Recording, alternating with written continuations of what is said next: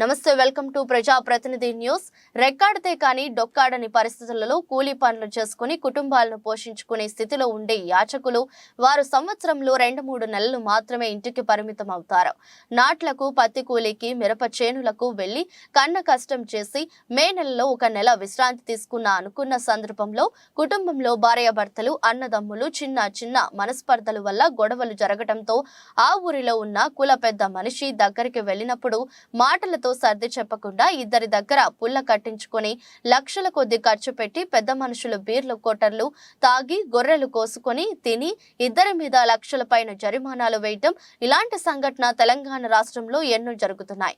కాబట్టి పుల్ల కట్టడాలను నిషేధించాలని, ఎవరైతే కట్టమని చెప్తారో వాళ్ళ మీద ప్రభుత్వం కఠినమైన చర్యలు తీసుకొని వాళ్ళను జైలుకు పంపించాలి. ఇలాంటి పుల్లలు కట్టడాలు అనేది తెలంగాణ, ఆంధ్రప్రదేశ్ 2 రాష్ట్రాల్లో ఉండకూడదని ప్రజలు వేడుకోవడం జరుగుతుంది.